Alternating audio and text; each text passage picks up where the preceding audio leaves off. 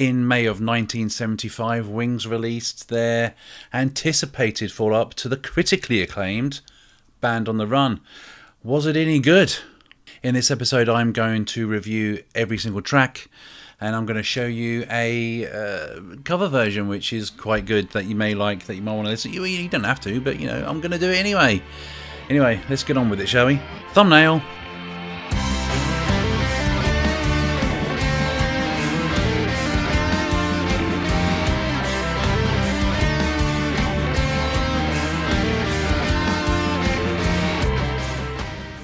Hello and welcome to this special version of Under the Covers. I do have to tell you that I have a cat in the room. Usually I like to do a lot of research for these episodes, but unfortunately this week I've had a shit cat. No, I've had a sick cat. She's shitting everywhere. She's a shit cat. Just a shit cat. Yeah, she's been very poorly and we've had to take care of her. She's actually in my room now. If I move, you'll be able to see her. She likes the warmth of the light. There she is. Peggy. There you are. Here she is. She's lovely, really. But she's shitting everywhere. And it's not of the solid persuasion. Don't laugh. Yeah, I'm quite brave just holding her, if I'm honest. So forgive me if you hear cat noises. That's because she's in here. What are you doing now? You're going to hear me having a go at her all the time. Why is she in here? So as you know, Band on the Run was recorded as a three-piece, and for this album, Jimmy McCulloch was hired, as was Jeff Britton. Jeff Britton did not hang around, and then Joe English was hired. There's some stuff. I'm just going to show you the stuff in the album, what came with it. Venus and Mars are all right tonight. There's that picture there in the corner. There it is.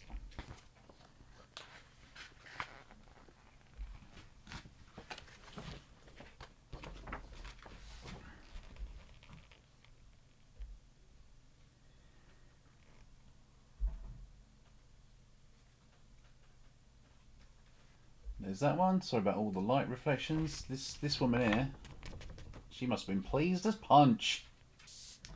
This is the record sleeve. That's pretty damn good. And obviously that's the colour vinyl, which I obviously own because I'm holding it. It's not rocket science. And there's side 2. Not happy about, where is it? Look at that. That's in the vinyl. Son of a bitch. If you hate the way I'm holding it, I suggest you get over it. This was the first album that wasn't like distributed by Apple. That's why there's no Apple logo on there. It was a worldwide Columbia release. The eagle-eyed of you would have spotted over my shoulder here, I've got 2 copies of this already. Yeah, I've got the archive collection, and obviously I've got the black vinyl version. I got the black vinyl version first, and then I got the archive version. And then obviously I'm a colour vinyl whore, so I got this.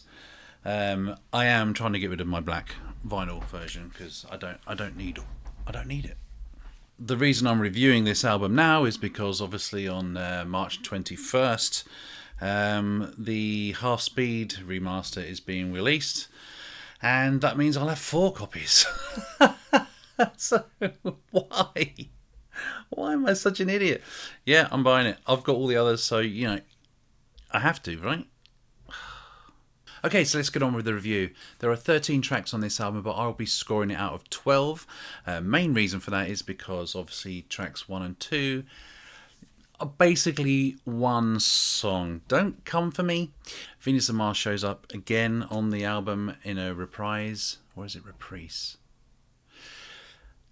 And I'll review that then, but I'm considering tracks 1 and 2 as one, so I'll be scoring this album out of 12. Sue me if you don't like it. So, I love the acoustic guitar in this particular song. It's very mesmerizing. The whole song is very atmospheric. The melody, I love the bloody melody. It's very it's like quite chilled back, but it's setting you up, isn't it? So, sitting at the stand of the sport, you're getting ready You know something's coming. I particularly like on this song, this bit. This is why I got the guitar out. I can't play it, but you'll know what bit I mean. I particularly like this bit. And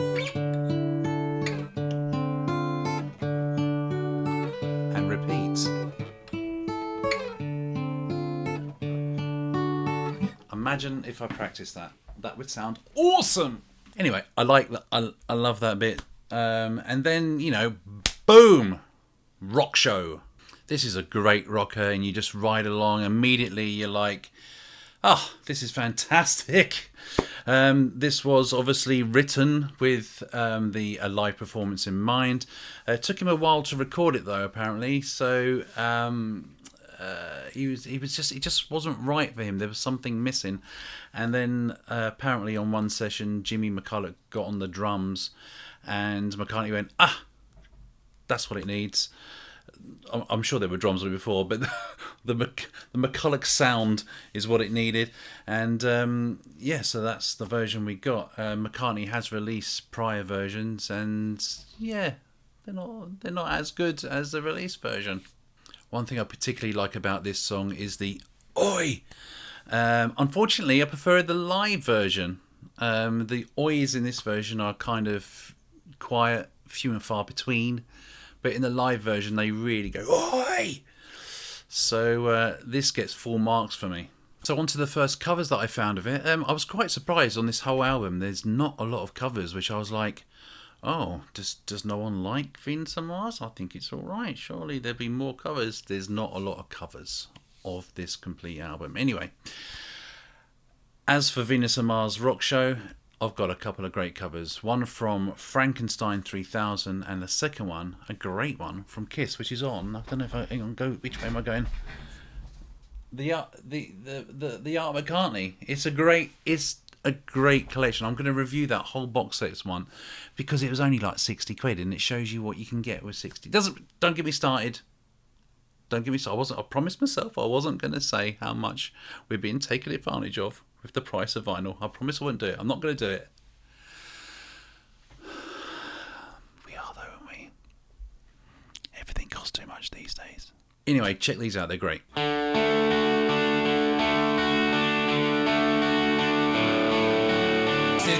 in the stand of the sports arena, waiting for the show to begin.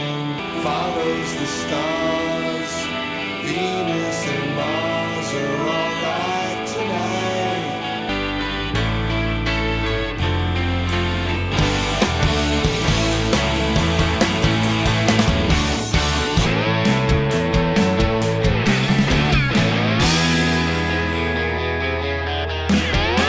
Rock show at the concert of all they got. Long hair at Madison Square you got. The lights so down, they're back in town, okay.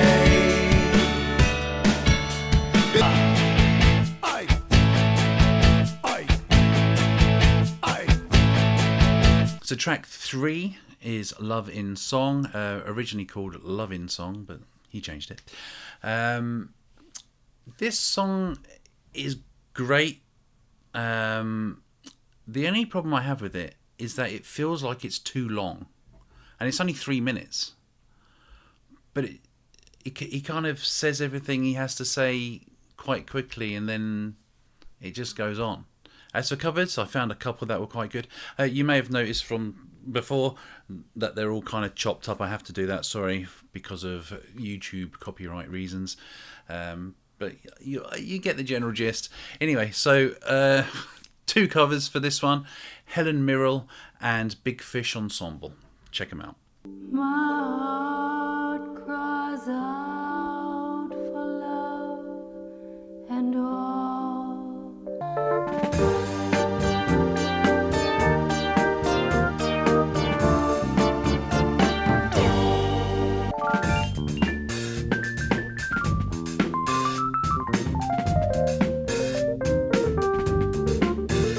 I can see the places that we used to go to. Happiness in the home.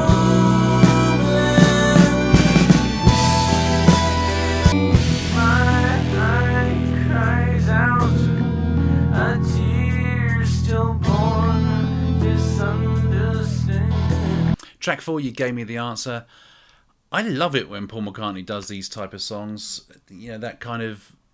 Is it 1920s? Maybe I'm dating it too early, but 1920s, like, pastiche. It's just so good, and he's so good at it.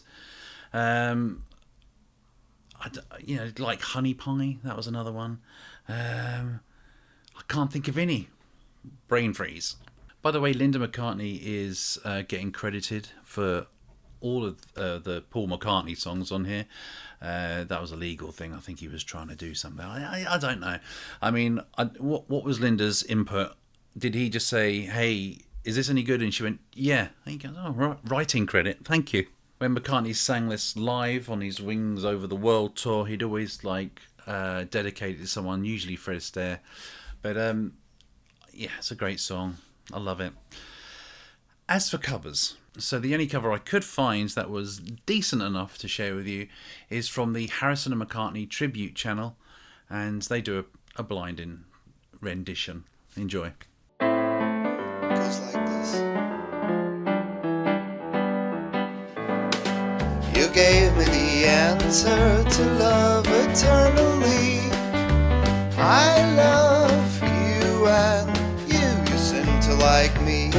Track 5, Magneto and Titanium Man. I've loved this song from the first time I heard it.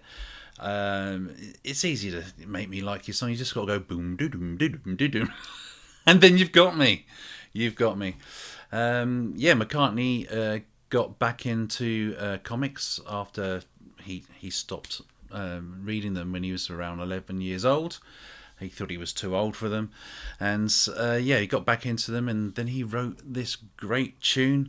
It's good to sing along to. I bloody love it. I bloody love it. He also performed this live, and on one occasion, Jack Kirby, the creator of Magneto, Titanium Man, Crimson Dynamo, was in the audience, and he came backstage and he gave McCartney a unique drawing. It was of Magneto holding out his hands, and Paul and Linda were in one hand and the rest of the band were in the other. So that was a nice little gift for McCartney. As for covers, I've got 2 again. It's the Pontiac Brothers followed by Chris Rise. You tell me. Check them out.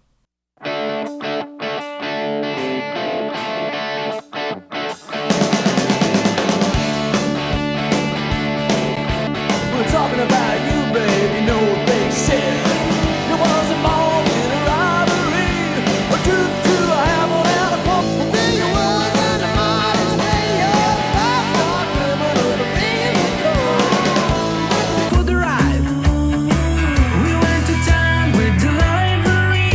I'm a song lover that long-tone back in the main street.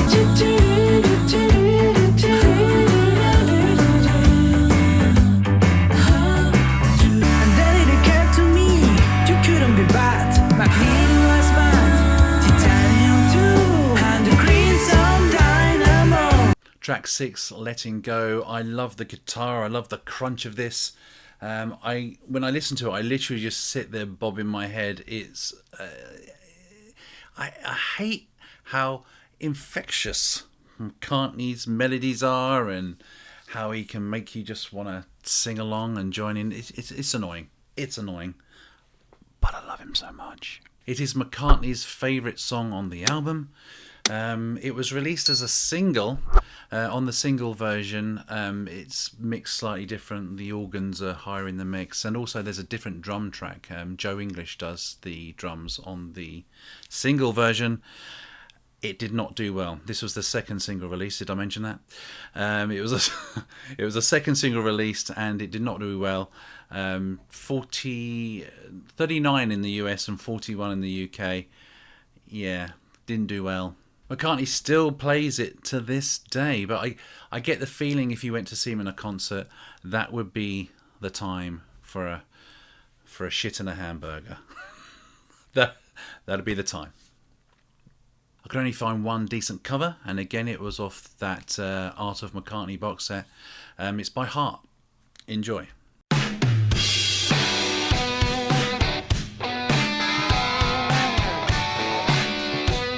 Oh,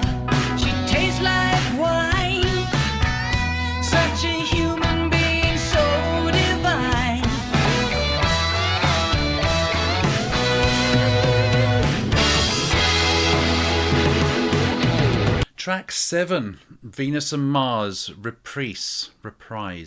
Weirdly, I don't like this very much.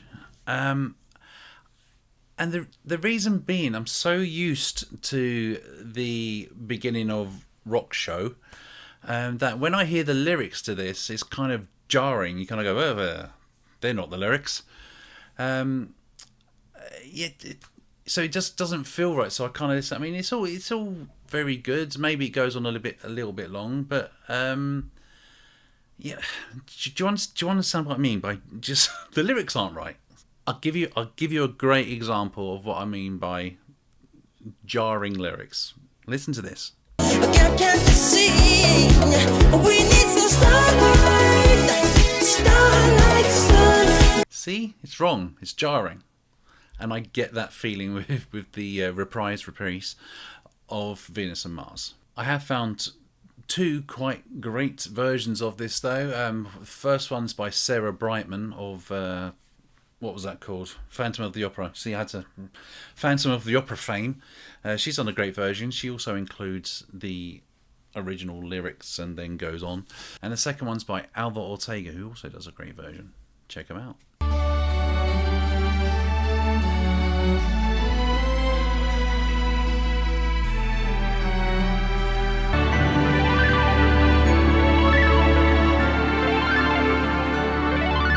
Sweet lights, green lights, stored by rewind. Venus and Mars are alright tonight.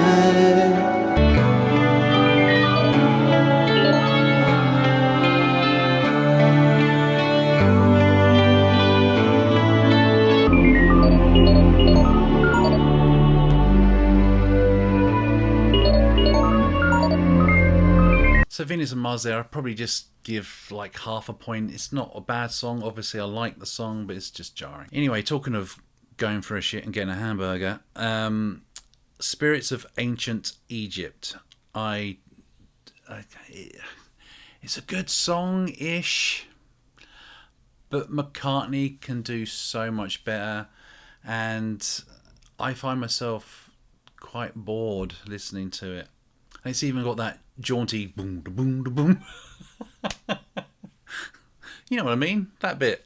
I do remember reading that it was supposed to be a complete Denny Lane vocal, but he was having trouble singing the word Egypt. And see, I'm struggling to remember what it said. McCartney was saying to him, don't say Egypt, say sort of like Egypt, or just, you know, say something else so he could get it out. But it never worked, and so McCartney took those lines. I managed to find one decent cover. They're called Pop Dudes. Here they are. You're my baby,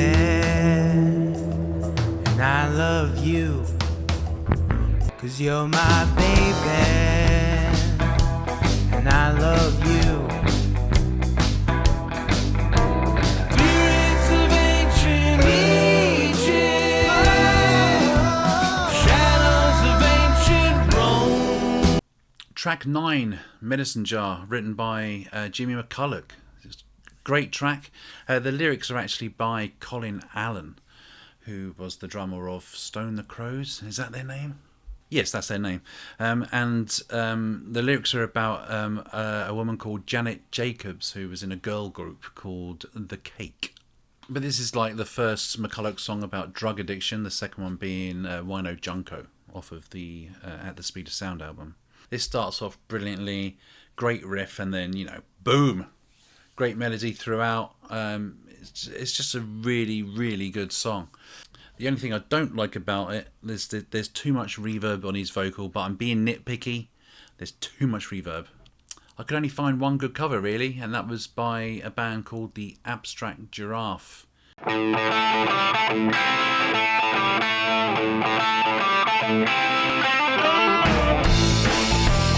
Dead on your feet, you won't get far if you keep on sticking your head in the medicine jar. Track 10, Call Me Back Again. God, I love this. I love this song so much. When McCartney was visiting Lennon in '74, I think it was, that's the time that he wrote this song.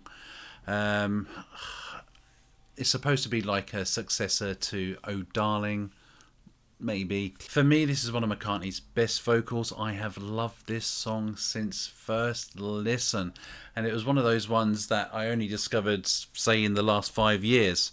I am an absolute sucker for a horn section as well. I believe horns can make any song better.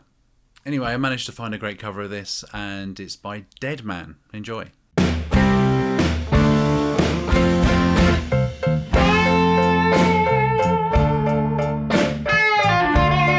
Every night I will call, but I ain't never, no, never heard you calling me. Call me back again. Track 11. Listen to what the man said. It annoys me that McCartney is so good at melodies, and the do do do do do do do do. If you think about it, that's quite a simple melody, but oh my god, how infectious is it? Oh my god, I hate him. I hate him, but I love him. And you don't even mind that, you know, the do do do's are like, it's like 500 times in the bloody song, but you don't mind because it's your time to sing. It's great. He wrote this specifically for radio. He wanted to write a song that would sound great on radio, and by golly it does. I'm not sure he'd get away with the spoken bit at the front in this day and age. Bloody appropriating another culture, isn't he? Unbelievable. Who does McCartney think he is? But what's more annoying, the fact that McCartney did that, or the people that say that? As for a cover, Owl City on the Art of McCartney box set has done a great cover of it. Check it out.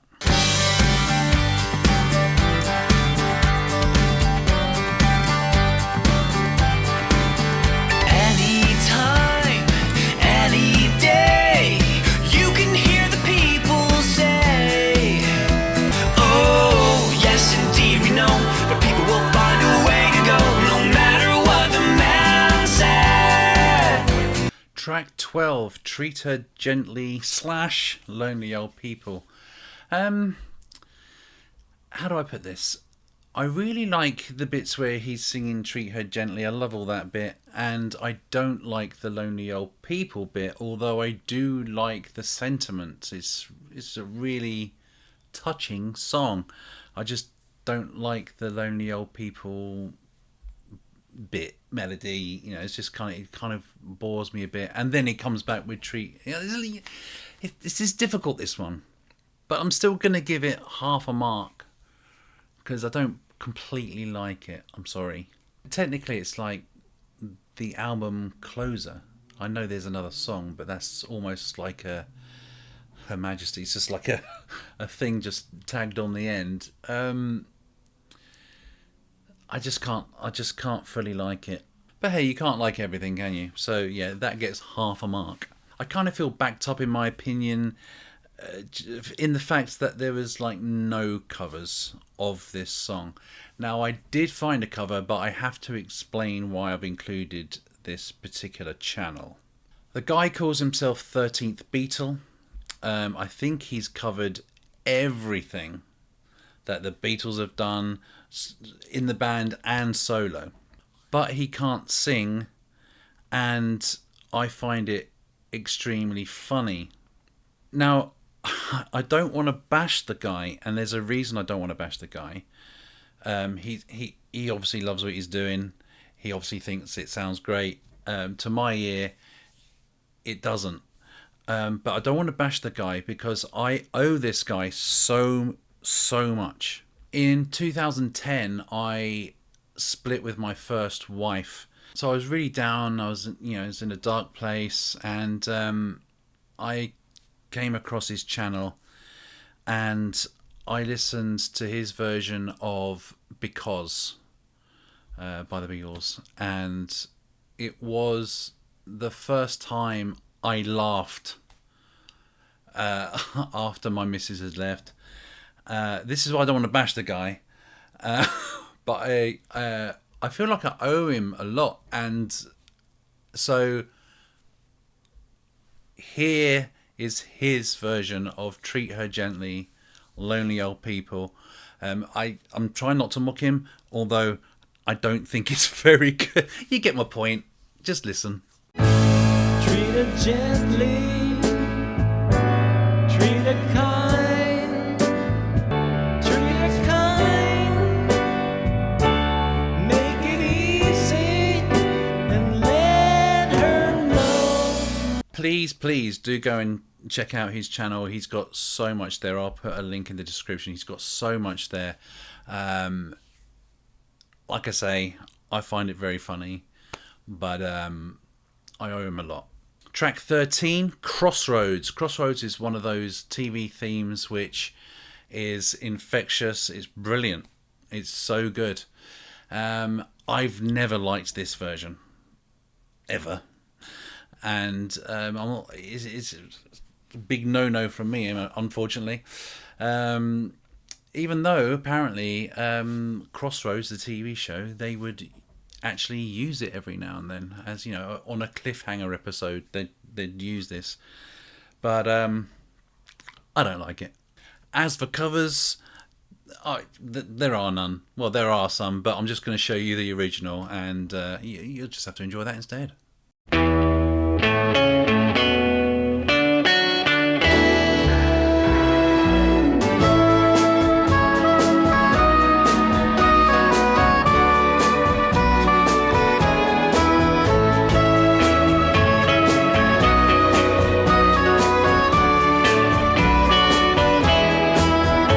Right, so it's time to score this. So let's go through this one by one, just very quickly, because I didn't think about doing this. Venus and Mars Rock Show, 1 point. Loving Song, I'm going to give it 1 point, even though I do think it's too long, even though it's 3 minutes.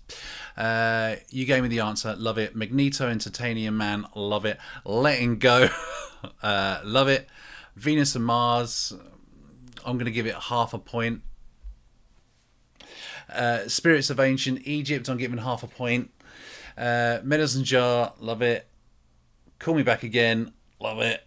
Listen to What the Man Said, love it. We're up to 9. Treat Her Gently, Lonely People, half, so that's 9.5. And then Crossroads, I don't like at all, so that's 9.5 out of 12. That's the final score for this album. Have I dissed a track that you particularly like? Let me know in the comments. Just don't forget, we all have different tastes in music, and what I may not like, you may like. What you may not like, I may think is genius. The Half Speed Remaster of Venus and Mars is released on March 21st. I could probably do the review of that now. It sounds great. It sounds a bit more bassy, a bit more airy. That's how they all sound. So there's that review done. Just a quick reminder, if you like what I'm doing here, I do have a show on YouTube called Under the Covers with the Beatles, where I go through every single Beatles song alphabetically and try and find a great cover of it. So yeah, please do like, subscribe and share if you're interested in more. Let me know in the comments if you agreed with anything I said. Let me know in the comments if you disagreed with everything I said. Let's go at it. Thank you so much for watching. I'll see you on the next one.